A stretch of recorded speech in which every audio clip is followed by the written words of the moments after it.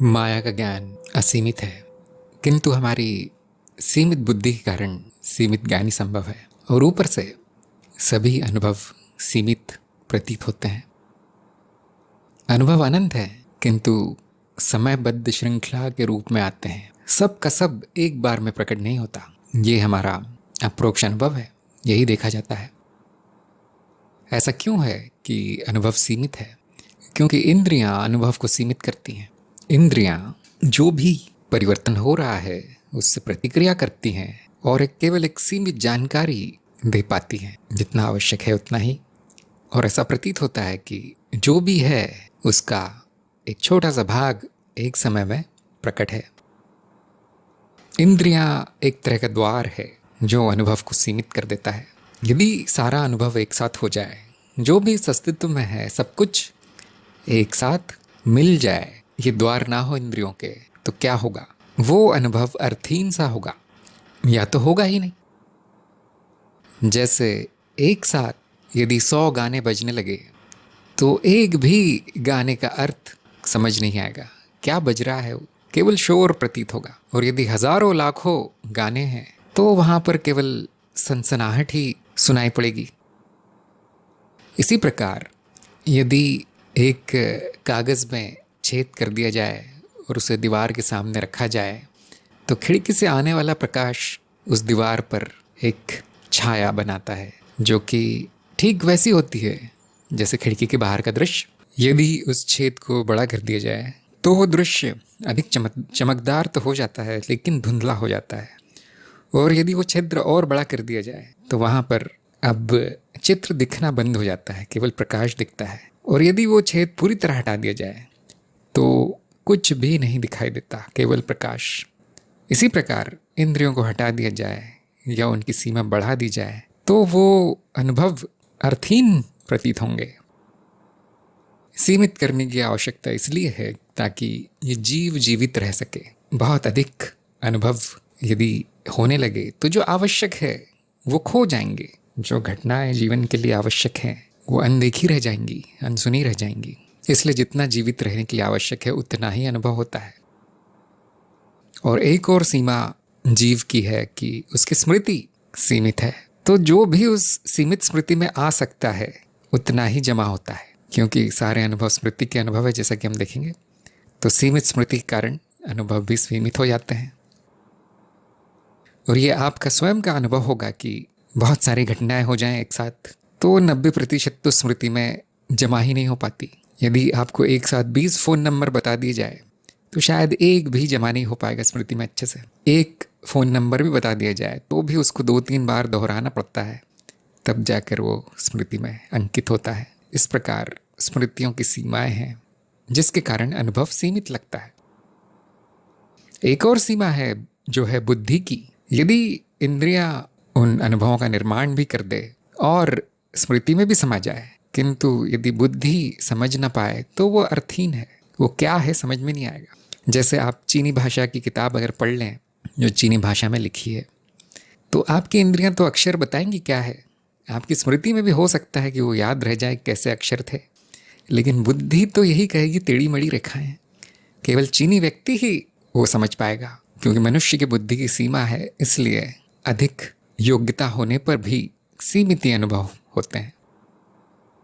ऊपर से इंद्रियां कितनी सक्रिय हैं उस पर निर्भर है। जैसे स्वप्न में या निद्रा में इतनी सक्रिय नहीं होती इंद्रियां, और स्वास्थ्य पर भी निर्भर है। जैसे बूढ़े लोगों की इंद्रियां इतनी कार्य नहीं कर पाती अच्छे से, क्योंकि उनमें दोष आने लगे हैं, दिखना कम, सुनना कम।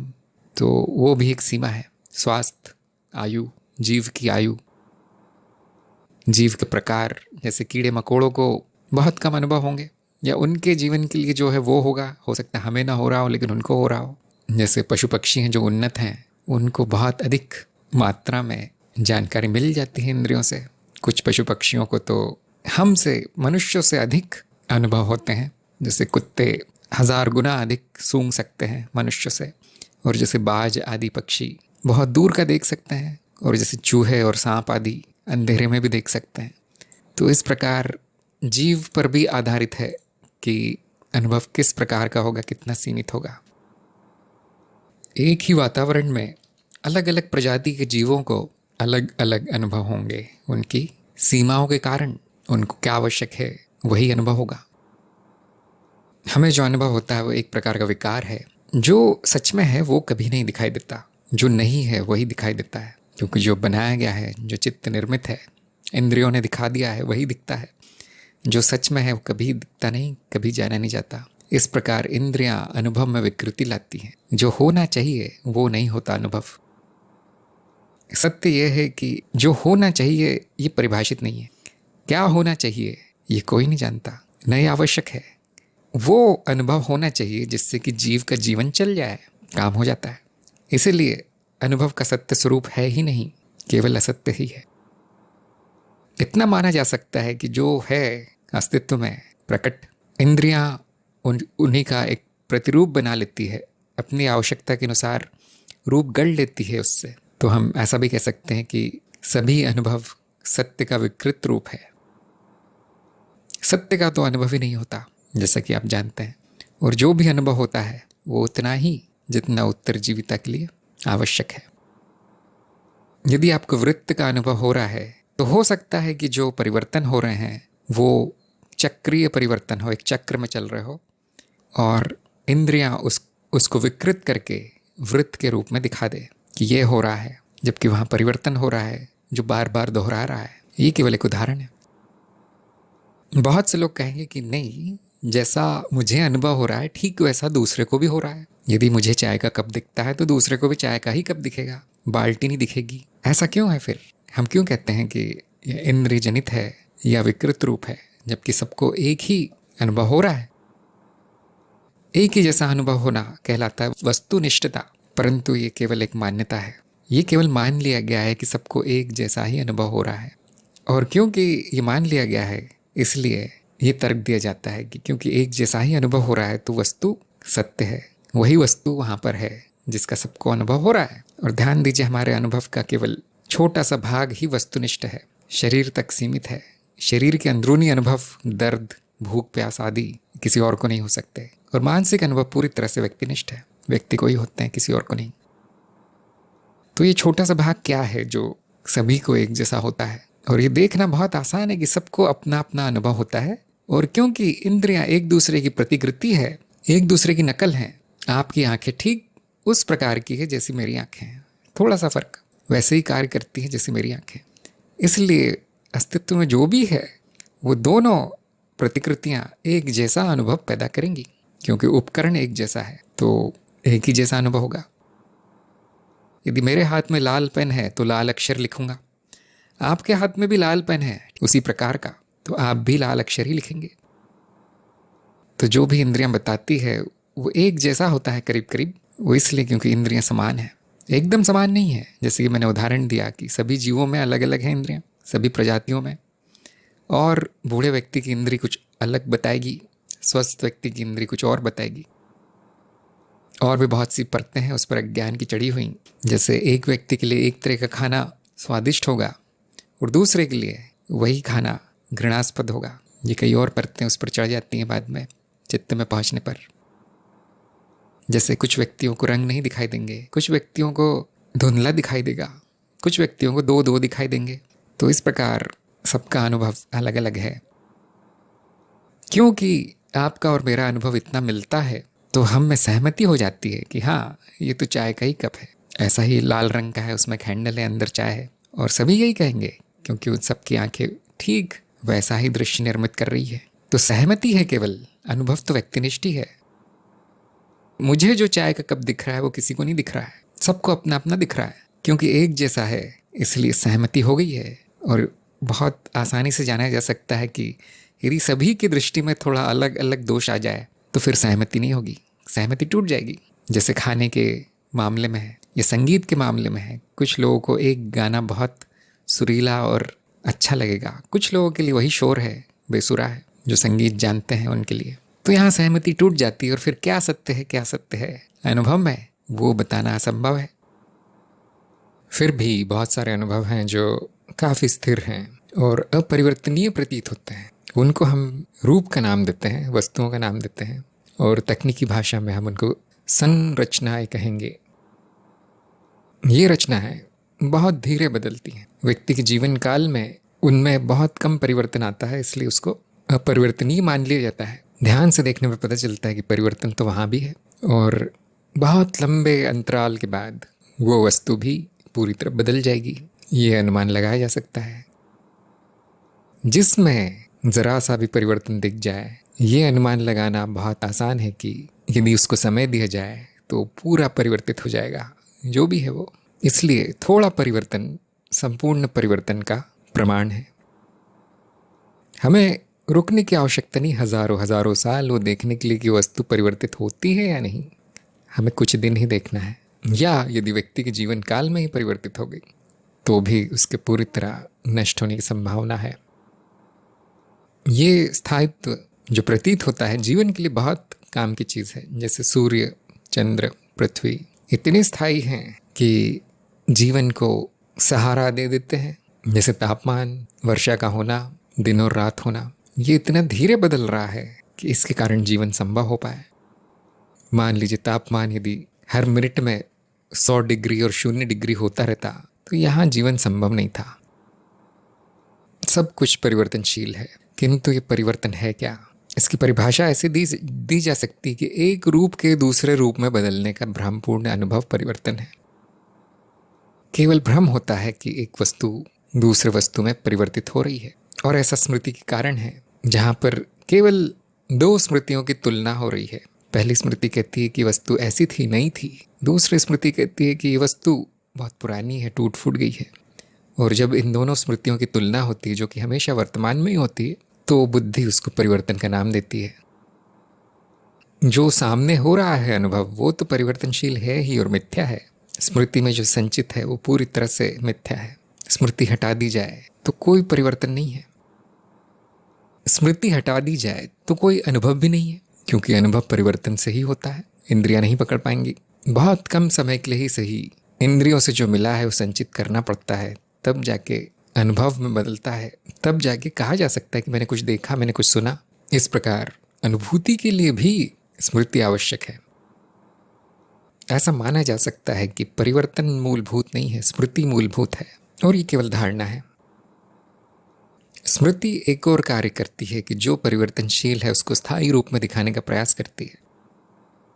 मान लीजिए आपके घर की हर ईंट बदल दी जाए, एक एक करके एक ईंट रोज बदली जाए। वहाँ हजारों ईंटें हैं, तो कुछ वर्षों में आपका घर पूरी तरह से परिवर्तित हो चुका होगा, किंतु ढांचा वैसा ही दिखता है। इसलिए स्मृति से तुलना करने के बाद कोई परिवर्तन नहीं नजर आता। यहाँ पे स्मृति भी धोखा खा जाती है। हमारी बुद्धि जानती है कि सब परिवर्तित हो चुका है, लेकिन आंखें नहीं जानती। यदि किसी को ये ज्ञान नहीं है कि उस घर की हर ईंट बदल चुकी है, और वो कुछ वर्षों बाद आके देखेगा वो घर, तो यही कहेगा ये तो वही पुराना घर है। हाँ, थोड़ा साफ दिख रहा है, थोड़ा मजबूत दिख रहा है, टूटा फूटा कम है, लेकिन घर तो वही। तो ये स्मृतियों की तुलना के विफलता के कारण स्थायीकरण प्रतीत होता है। यदि ढांचा वही रखा जाए तो स्मृति भी धोखा खा जाती है और यही बताती है कि परिवर्तनशील नहीं है वस्तु, जबकि पूरी तरह परिवर्तन हो रहा है उसमें। जैसे नदी में भंवर है, भंवर में केवल पानी आ रहा है और जा रहा है, और जो भंवर का जो गोलाकार रूप है वो स्थायी प्रतीत होता है, क्योंकि 5 मिनट पहले भी वैसा ही था। किंतु वहाँ सब कुछ बदल गया है, वहाँ पानी हर क्षण में बदल जाता है, तो ऐसा भ्रम होता है कि वो स्थायी है। यदि किसी वस्तु में धीरे धीरे एक एक वस्तु जोड़ी जाए तो ऐसा प्रतीत होता है कि वो स्थायी है, क्योंकि स्मृति में संचय हो रहा है। वो पुरानी वस्तु के ऊपर ही नई वस्तुएं संचित हो रही है, तो अपने आप उनमें एक संबंध बन जाता है। जैसे पेड़ों पे फूल आना, जो पेड़ हरा था जैसे गुलमोहर आदि, वो पूरी तरह से लाल हो जाता है, लेकिन हम कहते हैं कि पेड़ तो वही है। क्यों? क्योंकि पेड़ का ढांचा स्मृति में संचित है, और वो थोड़ा सा बदल देने से स्मृति यही कहेगी, बुद्धि यही कहेगी ये तो वही पेड़ है, जबकि वो परिवर्तन हो गया। ऐसे ही मनुष्य का शरीर है, पूरी तरह बदल जाता है, फिर भी हम यही कहते हैं कि ये वही बालक है, बड़ा हो गया है, क्योंकि स्मृति है उसकी। यदि कोई वर्षों बाद मिले उस बालक से जो कि बड़ा हो गया है, तो पहचान नहीं पाएगा कि ये कौन है। उसको बताना पड़ेगा, उसको चित्र आदि दिखाने पड़ेंगे उसके बचपन के, कि देखो यही है जो बड़ा हुआ है। और वो चित्र देखने के बाद स्मृति अनुमान लगा लेती है कि हाँ वही बालक है, किंतु ये भ्रम है। वो बच्चा पूरी तरह बदल चुका है, जा चुका है, वो पुराने शरीर नष्ट हो चुके हैं। छोटी छोटी वृद्धि के कारण बुद्धि उसको वही मानती है, स्थायी मान लेती है। यह स्थायीकरण जो स्मृति कारण होता है पूरी तरह से भ्रम है। सभी वस्तुएं क्षणिक है। इन तरह तरह के भ्रामक अनुभवों के कारण बुद्धिमान व्यक्ति भी धोखा खा जाते हैं और वो माया को समझ नहीं पाते। वो कहते हैं मेरा जीवन स्थायी है, इसको तुमने क्यों परिवर्तनशील बोल दिया? मैं भी स्थायी हूँ, मेरी स्मृति भी स्थायी है, ये देश हजारों साल पुराना है, कैसे कह सकते हो मिथ्या है? ये बुद्धिमान व्यक्ति भी बोलने लगता है। ये माया इतनी शक्तिशाली है, इसे हम कहते हैं माया का अज्ञान। और जब ये बताया जाए कि ये सब असत्य है तो उसका अर्थ यही लगाया जाता है कि सब कुछ नकली है। जैसे जो पेड़ पर उगा है फूल वो सत्य है, किंतु प्लास्टिक का या कागज़ का फूल असत्य है। ऐसा मानकर वो यही मान्यता माया पर भी लागू करते हैं कि इसका अर्थ है कि सारा जगत नकली है, किसी और असली जगत की प्रतिकृति है। अब वो असली जगत कहाँ से लाएंगे? ऐसा तो कुछ नहीं। तो माया का अर्थ ऐसा नहीं है कि सब कुछ नकली है। बहुत से लोग ऐसे भी तर्क देते हैं कि यदि चलती हुई रेलगाड़ी नकली है तो उसके सामने खड़े होकर दिखाओ। यदि ये शरीर मिथ्या है 10वीं मंजिल से कूद कर दिखाओ। वो ऐसा सोचते हैं कि अगर ये नकली है तो उसका कोई परिणाम नहीं आएगा, या अपने आप को बुद्धिमान साबित करने का प्रयास करते हैं कि देखो अपने आप को मिथ्या कहता है लेकिन चलती रेलगाड़ी के सामने खड़े होने को तैयार नहीं है। मिथ्या है तो क्या फ़ायदा इसका, इस शरीर का? तो यहाँ पे अज्ञान ये है कि रेलगाड़ी को नकली मान लिया गया है और शरीर और व्यक्ति को असली मान लिया गया है। वो सभी मिथ्या है और जो दुर्घटना होगी वो भी मिथ्या ही होगी। ये इस तरह से जाना जा सकता है कि जागृति में भी यदि हाथ में कांटा चुभ जाए तो खून निकलता है, और स्वप्न में भी कांटा चुभ जाए तो खून निकल सकता है। ऐसा हमेशा नहीं होगा, लेकिन ये डर जो है, दुख जो है, उसका पीड़ा वो सत्य लगेगी। तो क्या स्वप्न सत्य हो गया क्योंकि वहां भी खून निकल गया हाथ से? नहीं, दोनों ही असत्य है। माया में सब कुछ असत्य है। एक चीज सत्य एक चीज असत्य ऐसा नहीं है, और उसकी कोई असल प्रति है नहीं, सभी नकली है।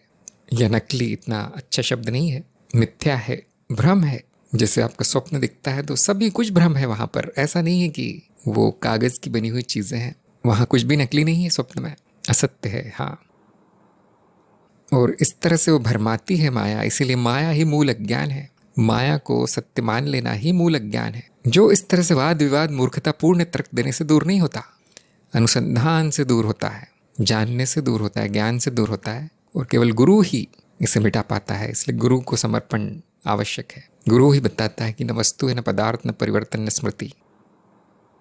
माया भी स्थायी प्रतीत होती है कि ये तो चला आ रहा है। हाँ, जैसे नदी तो हजारों वर्षों से है, लेकिन उसमें पानी तो बदल रहा है, हर क्षण बदल रहा है, लेकिन वो नदी कई वर्षों से है। इसी प्रकार माया सदा है, किंतु वहां जो भी प्रतीत होता है वो बदल रहा है, इसलिए मिथ्या है। ये मिथ्या ही सदा है, ये अंत नहीं होती, इसलिए स्थायी प्रतीत होती है, क्योंकि बुद्धि समझ नहीं पाती। नदी और पानी का भेद नहीं समझ पाती बुद्धि। ये अनंत सपना है जो चलता रहता है, इसीलिए अज्ञानी उसको सत्य मान लेता है। लेकिन यहाँ माया के अलावा कुछ और है नहीं कि माया की अवस्था के जाने के बाद सत्य की अवस्था आएगी, ऐसा है नहीं। अनुभव निरंतर है और वो मिथ्या ही रहेगा, क्योंकि सत्य को देखा नहीं गया है, इसलिए माया को ही सत्य मान लेते हैं। जिसने सत्य जान लिया कि मैं कौन हूं, उसी को माया असत्य जान पड़ेगी और किसी को नहीं। इसलिए माया के ज्ञान के लिए आत्मज्ञान होना आवश्यक है, और माया को जान लेना ही माया से मुक्ति है।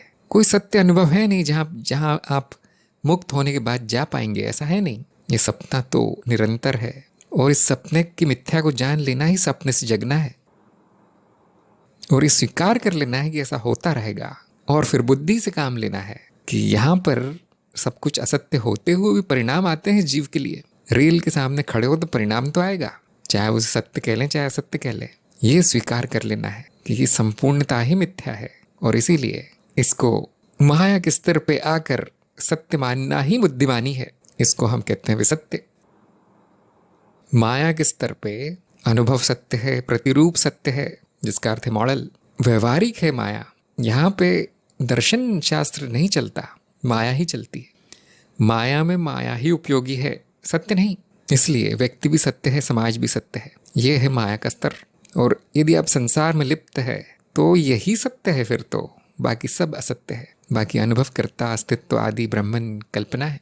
आप देखेंगे ऐसा ही है, सभी की मान्यता ऐसी ही है इस संसार में, क्योंकि सभी माया के स्तर पर ही हैं, उससे ऊपर नहीं उठ पाए अभी। कम से कम जान लेते कि संसार माया है तो थोड़ा आसान हो जाता जीवन। और ज्ञान मार्ग में हम केवल ये नहीं जानते कि संसार माया है, हम सत्य भी जानते हैं और द्वैत के स्तर पर आ जाते हैं, और फिर द्वैत को भी छोड़ देते हैं, द्वैत के परे अद्वैत में आ जाते हैं, जहाँ पर हमारी मान्यताओं और ज्ञान और अज्ञान सभी का स्थान अर्थहीनता ले लेती है। अब बुद्धि के परे माया को स्वीकार करना और माया को सत्य कह देना उसी के लिए संभव है जो अद्वैत तक पहुंच गया है। अन्यथा उसके मन में शंका रहेगी, द्वंद्व रहेगा, संघर्ष रहेगा। क्या मानूं मैं, सत्य मानूं या सत्य मानूं, जीव के लिए कुछ करूं या अनुभवकर्ता के लिए कुछ करूं। इस तरह की उधेड़ बुन चलती रहेगी। जो अद्वैत तक पहुंच गया है उसके लिए कोई समस्या नहीं माया को सत्य मान लेने में और व्यवहारिक रूप से जीवित रहने में, तो फिर भी उसे मिथ्या बोलने में कोई परेशानी नहीं है। जो अज्ञानी है, जो अर्धज्ञानी है, वो झूलता रहता है क्या है ये। जिसे संपूर्ण ज्ञान है वहाँ शंका नहीं है। मैं तो जान गया हूँ कि मैं भी माया हूँ, अब कुछ फर्क नहीं पड़ेगा। अब कोई माने चाहे ना माने, मेरा काम हो गया, मुझे ज्ञान हो गया। जिसको आवश्यकता है ज्ञान की वो अपने आप खोज लेगा या आके पूछ लेगा कि इसका प्रमाण दीजिए। और जो मूर्ख है, जो माया के स्तर पर ही संतुष्ट है, उसे कुछ नहीं सिखाया जा सकता, वो सांसारिक प्राणी है। मैंने कहा था कि माया को जान लेना ही माया से मुक्ति है। अब कैसे जानेंगे माया को, अज्ञेय है, पहले कह चुके हम, अब तो संभव ही नहीं है जानना। लेकिन यहाँ पे विज्ञान आके हमें बचा लेता है। विज्ञान में एक महत्वपूर्ण चीज़ है प्रतिरूप बनाना, अर्थात मॉडल बनाना, जो कि व्याख्या कर देता है आसानी से जो भी अनुभव हो रहे हैं। बस उसको सत्य नहीं मान लेना है, वो बुद्धि का उपकरण है, वो बुद्धि को संतुष्ट कर देता है। इतना ही हम चाहते हैं। तो माया के प्रतिरूप क्या है? माया के प्रतिरूप अनुभव की वैज्ञानिक व्याख्या है, किंतु विसत्य है। और ये विज्ञान जीवन के लिए बहुत आवश्यक है, बहुत उपयोगी है। इसके बिना आप खाना भी नहीं खा पाएंगे, न खाना उगेगा, न खाना पकेगा, न अस्त्र बनेंगे, न शस्त्र बनेंगे, न उपकरण बनेंगे, न आपका जीवन आरामदायक होगा। पशुता रहेगी विज्ञान के बिना। इसीलिए इसका महत्व है। विज्ञान विकास क्रम के लिए, सुख समृद्धि के लिए और जीव की वासना पूर्ति के लिए अति आवश्यक है। और ये कार्य माया के प्रतिरूप बना के किया जाता है, न कि माया को जानकर उसे नहीं जाना जा सकता। उसकी व्याख्या की जाती है, जो उपयोगी है उसे विसत्य मान के स्वीकार किया जाता है। हम सभी को यही करना है, यही बुद्धिमानी है। विज्ञान की इतनी प्रगति होने के बाद उसका सदुपयोग और दुरुपयोग संभव है। जिनमें बुद्धि विवेक है वो सदुपयोग करते हैं, और जो मूर्ख हैं, विवेकहीन है, वो दुरुपयोग करते हैं, जो आप सभी का अप्रोक्ष अनुभव होगा। इसीलिए ज्ञान के बिना विज्ञान भी हानिकारक है। सदुपयोग करने का विवेक उसी के पास है जिसको ज्ञान हुआ है। जो केवल विज्ञान तक सीमित है वो तो बेचारा जानता भी नहीं उसका उपयोग क्या है, वो तो उपयोग समझकर ही दुरुपयोग करने लगता है उसका। इस तरह के बहुत सारे उदाहरण आपके समक्ष मिल जाएंगे, मुझे बताने की आवश्यकता नहीं है। अब माया के प्रतिरूप किस प्रकार से बनाए जाएं, कैसे होते हैं, तो कुछ उदाहरण यहाँ पर दिए गए हैं। जैसे एक बहुत ही मान्य, सर्वमान्य मॉडल माया का है कण आधारित, जिसे आप अणु परमाणु कहते हैं भौतिक विज्ञान में, जिसमें ये मान लिया गया है कि संपूर्ण अनुभव भौतिक पदार्थ से निर्मित है। प्राचीन काल में इसी को महाभूत कहा गया या फिर भूत कहा गया। वहीं से शब्द भौतिक आया है। जो महाभूत से बना है या भूत से बना है वो भौतिक है। और कई बार ये मॉडल बने हैं, अभी भी चल रहे हैं, बनते हैं, ज्ञान बढ़ता है तो नष्ट हो जाते हैं, क्योंकि संपूर्ण व्याख्या नहीं की जा सकती। जैसे मानसिक अनुभवों की व्याख्या नहीं हो सकती कणों से, पदार्थ से, पर अभौतिक अनुभवों की व्याख्या नहीं हो सकती। वहाँ पे बुद्धि त्याग देती है इस तरह के प्रतिरूप को, और फिर कुछ नया बनाया जाता है। जैसे जैसे मनुष्य का विकास होता है, जो चक्रों में होता है, युगों में होता है। तो एक और अच्छा प्रतिरूप है ऊर्जा या शक्ति की परिकल्पना। अब यहाँ पे कण नहीं है, अब यहाँ पे एक शक्ति है जिसके कारण अनुभव हो रहे हैं। विज्ञान में इसी को ऊर्जा कहा गया है, आधुनिक विज्ञान में, जो कि काफ़ी हद तक अनुभवों को सुलझा देती है, अनुभवों की पहेली को। इसके अलावा प्राचीन काल में रहस्यवादी प्रतिरूप मिलते थे जो कि तंत्र में प्रचलित है, जिसमें उनकी अपनी ही व्याख्या होती माया की। और यहाँ पे माया को देवी कहा गया है, स्त्री रूप दिया गया है, स्त्री के गुण दिए गए हैं, और यही देवी सभी अनुभवों का कारण है। और तंत्र में भौतिक, अभौतिक, पराभौतिक, मानसिक, परमानसिक सभी अनुभवों की व्याख्या संभव है। आजकल पूरी तरह लुप्त है, भ्रष्ट है। इसके अलावा एक और मान्यता मिलती है त्रिगुण की, जिसमें कि सत्व, तम और रज, इन 3 गुणों के आधार पर सारी व्याख्या कर दी गई कि संपूर्ण अनुभव 3 गुणों से बना है, 3 तत्वों से बना है। और सांख्य में इसी को आगे बढ़ाकर कई तत्व डाल दिए गए और ये परिकल्पना है वहाँ पे महातत्व की, जिसे महत कहा गया, कि अंत में सब कुछ उसी से बना है। और सांख्य भी काफ़ी वर्षों तक, काफ़ी सदियों तक सफलतापूर्वक व्याख्या करता रहा, अभिलुप्त है। हमने जो प्रतिरूप चुना है माया की व्याख्या करने के लिए, वो है नाद आधारित, जिसमें नाद की परिकल्पना की गई है, परिवर्तन को मूलभूत मानकर मान्यता है केवल। और हाँ, सबका अपना अपना चुनाव है, जो चाहे चुन सकता है, जो उपयोगी है फिर मनुष्य के लिए वो चुन लेता है। मनुष्य इतनी चिंता नहीं करता कि क्या सत्य है, और जो प्रसिद्ध हो जाता है उसी को सत्य मान लिया जाता है, उसी को बच्चों को पढ़ाया जाता है। जो उपयोगी होगा जीवन के लिए, विकास के लिए, सुख समृद्धि के लिए, मनुष्य उसी को सत्य कह देता है। उसकी बुद्धि इतनी है। हमने नाद का प्रतिरूप चुना है क्योंकि 100% अनुभव की व्याख्या कर देता है और बहुत उपयोगी है, परम उपयोगी है। लेकिन यह हमेशा ध्यान रखना है कि परिकल्पना है, सैद्धांतिक है, माया का वर्णन मात्र है और कुछ नहीं।